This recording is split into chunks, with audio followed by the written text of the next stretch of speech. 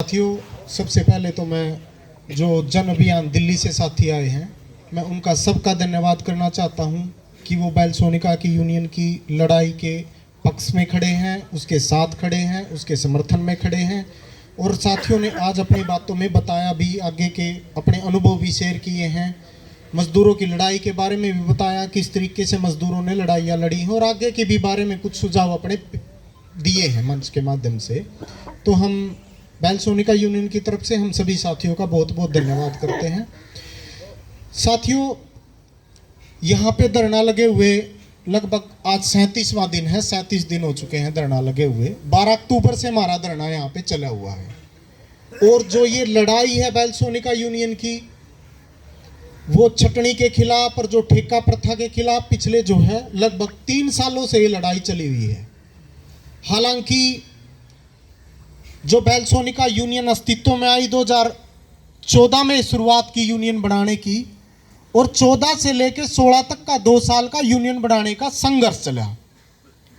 और चूंकि जो एक ट्रेड यूनियन की चेतना होती है कि भाई शायद यूनियन बनाने से मजदूरों के हालात अच्छे हो जाएं, सुधर जाएं, उसी चेतना के साथ हमने भी लड़ाई की शुरुआत की थी।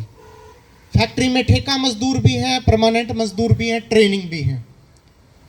ये मजदूर जो है उस दौरान थे फैक्ट्री में हमारे, जब आंदोलन चला, यूनियन बनाने का संघर्ष चला। हमने चीजें व्यवहार से सीखी कि फैक्ट्री में केवल परमानेंट से यूनियन नहीं बन सकती। जो फैक्ट्री के पूरे मजदूर हैं उनको भी यूनियन बनाने के संघर्ष में शामिल करना पड़ेगा, उनको साथ में लेना पड़ेगा, जोड़ना पड़ेगा। और हमने अपने संघर्ष में उन साथियों को जोड़ा, क्योंकि वो जरूरी था संघर्ष। उसके बगैर अकेले अकेले लड़ाई नहीं लड़ सकते मालिक से, कि परमानेंट अलग लड़े, ठेका मजदूर अलग लड़े फैक्ट्री के भीतर, और ट्रेनिंग अलग लड़े। तो एक साझी लड़ाई की शुरुआत की गई यूनियन बनाने के दौरान। और जब 2 साल का संघर्ष चला, चीजें देखी, सीखी, जानी कि लड़ाई जो हम सोचते हैं कि यूनियन बना के मजदूरों के हालात अच्छे हो जाएंगे, केवल यहीं तक नहीं है मामला। हमने श्रम विभाग को देखा अपने व्यवहार में कि श्रम विभाग का रोल क्या है पूरी लड़ाई में।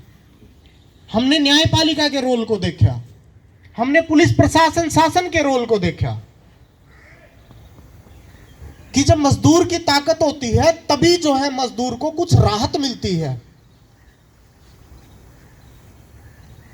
तो जब 16 में लड़ाई पूरी वर्गीय एकता से लड़ी गई और वो जीती गई एक फैक्ट्री के भीतर, और वर्गीय एकता में ये देखो कि मिसाल कि 150 मजदूर यूनियन बनाने के संघर्ष में बाहर हैं,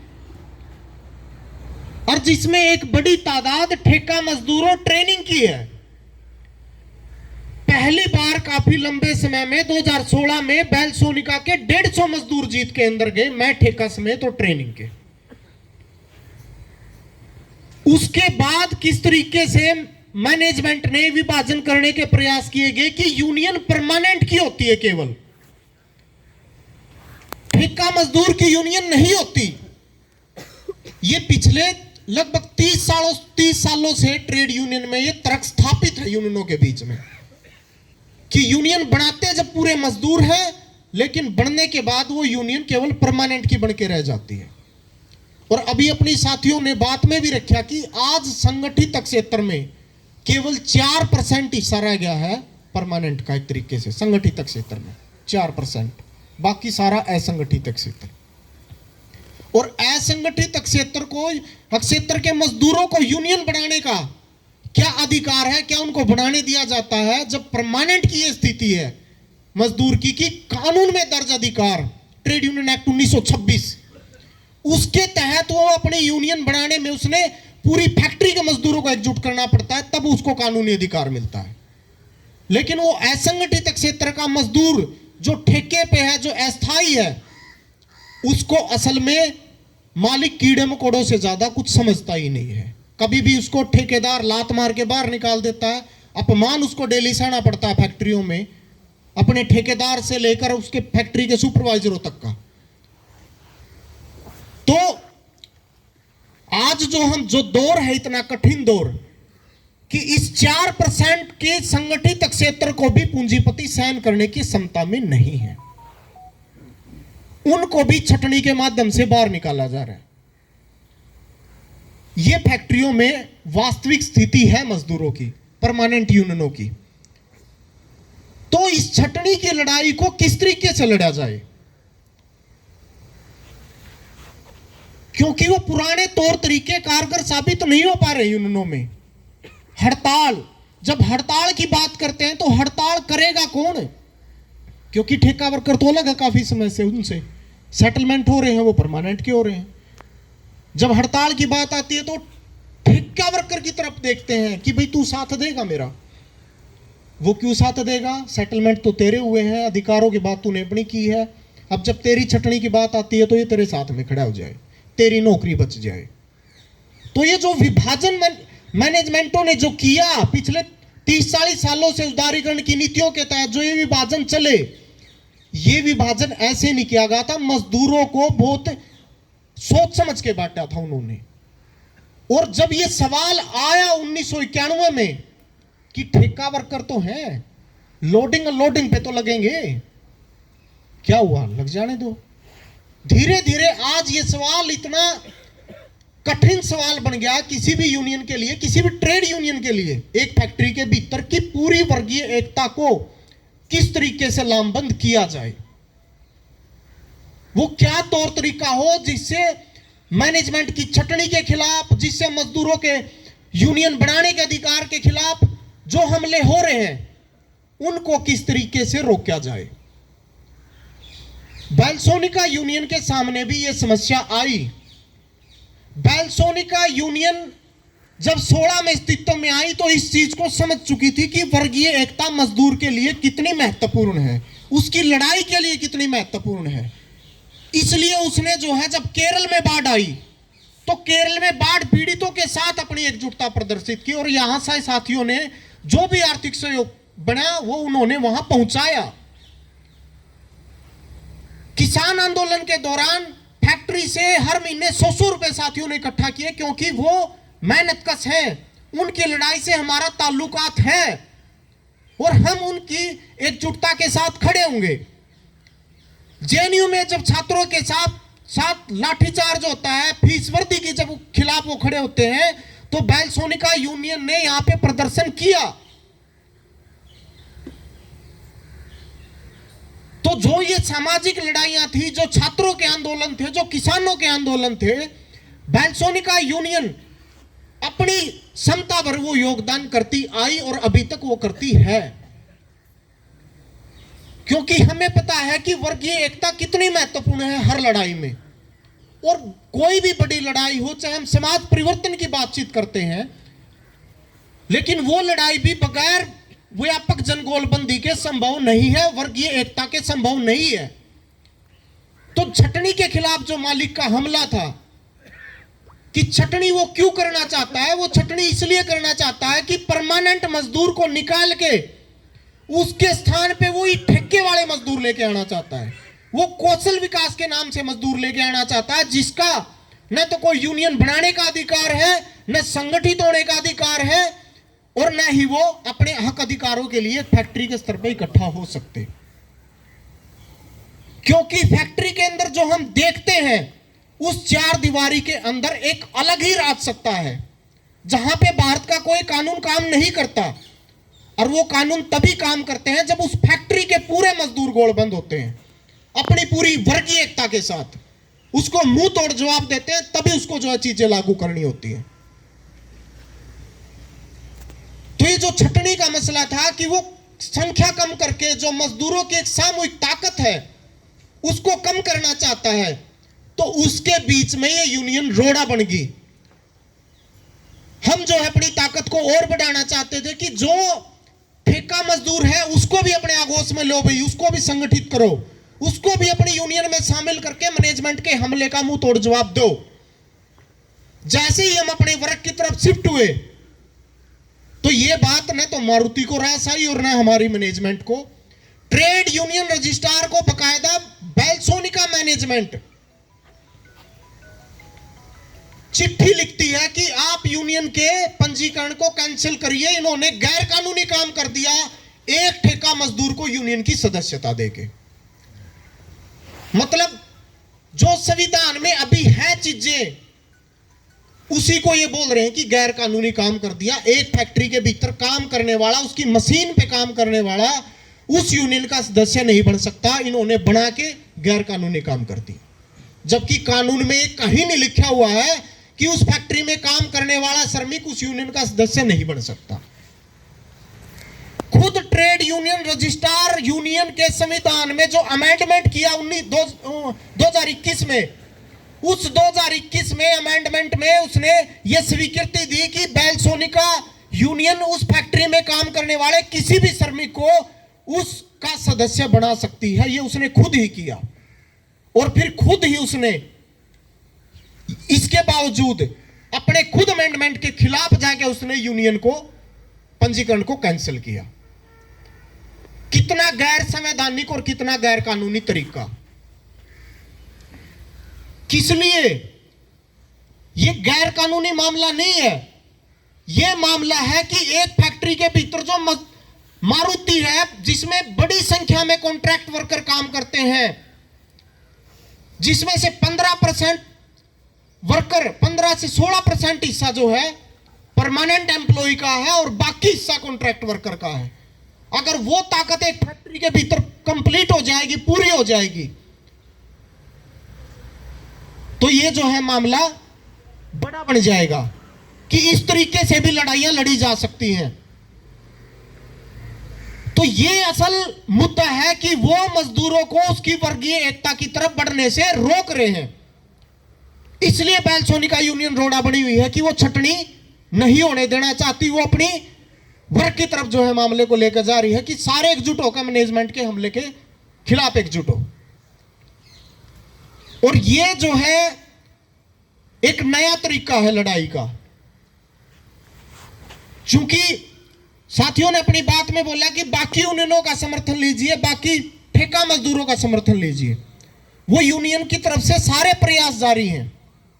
लेकिन जो पिछले 30-40 सालों से जो एक यूनियनों की प्रैक्टिस, एक सामान्य प्रैक्टिस, उसको तोड़ना बड़ा कठिन काम है। लेकिन इसके अलावा कोई दूसरा विकल्प नहीं बचता लड़ाई का। तो इसलिए ये यूनियन मैनेजमेंट के लिए, बेलसोनिका यूनियन उसकी मैनेजमेंट के लिए, बेलसोनिका यूनियन मारुति मैनेजमेंट के लिए रोड़ा बनी हुई है। इसको कैसे न कैसे हटाएं। आपको एक इंटरेस्टिंग बात बताता हूं। 21 मार्च को एडीसी साहब के साथ वार्ता यूनियन और मैनेजमेंट की, एडिशनल डिप्टी कमिश्नर के साथ यूनियन की मैनेजमेंट की वार्ता। वहां पे मैनेजमेंट ये बोलती है कि जी हम इनके साथ कैसे बातचीत करें। ये किसान आंदोलन में जाते हैं, ये बाकी मजदूरों के आंदोलन में शामिल होते हैं, ये जेएनयू जाते हैं। मतलब को जेएनयू जाना कोई खराब बात है मजदूरों के लिए, वो जेएनयू न जाए। ये कम्युनिस्ट हैं, ये वर्ड यूज किया एडीसी साहब के सामने। मतलब अपने हक अधिकारों के लिए हम ना तो किसी के पास समर्थन में जाएं, न सॉलिडरिटी में खड़े हो कि कहीं पे भी जाके किसी का दमन हो रहा है उसके जो है सहयोग में न खड़े हो। वो ये चाहते हैं कि तुम केवल अपनी बातचीत करो, कॉन्ट्रैक्ट वर्कर को भी छोड़ दो, तुम केवल परमानेंट की बातचीत करो। और जब परमानेंट की बातचीत करते हैं तो वो बोलते हैं कि तुम परमानेंट को भी छोड़ो यार, तुम अपनी बातचीत करो। तो इतना मतलब संकीर्ण करती है मैनेजमेंट लड़ाई को।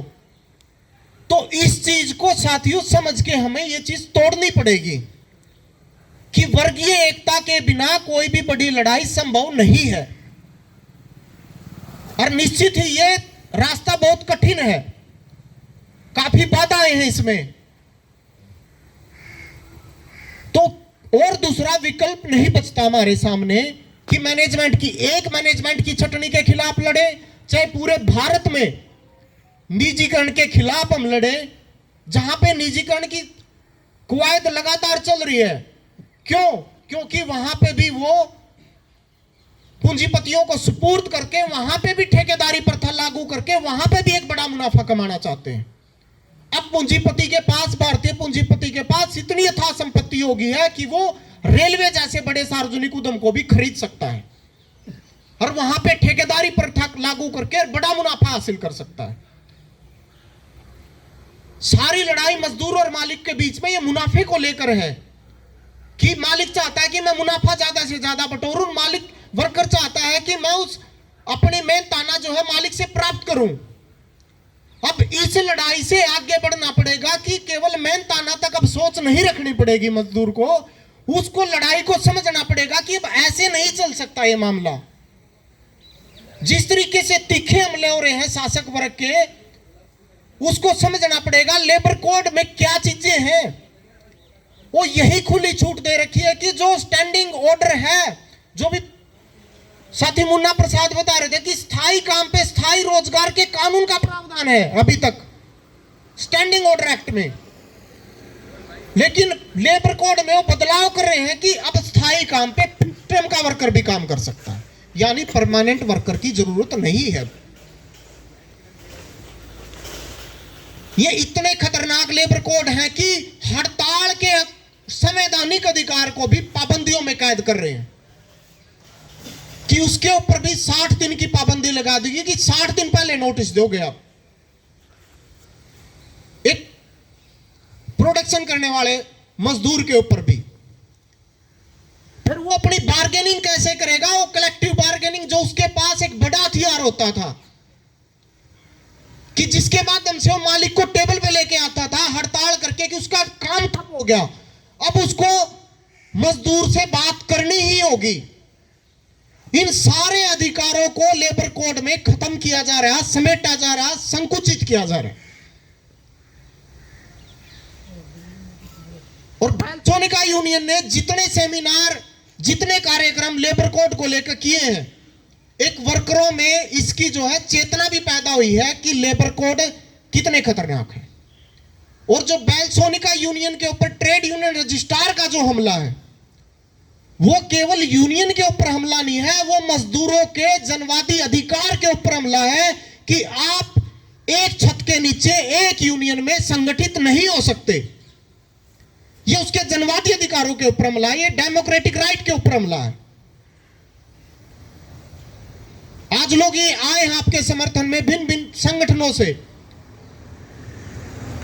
लेकिन लेबर कोड के अंदर ये प्रावधान है कि दूसरे संगठन का लोग अगर कोई भी आर्थिक सहायता से लेकर वो फिजिकल सहायता करेगा, सॉलिडरिटी में खड़ा होगा, तो उसके ऊपर जुर्माने से लेकर जेल तक के प्रावधान है।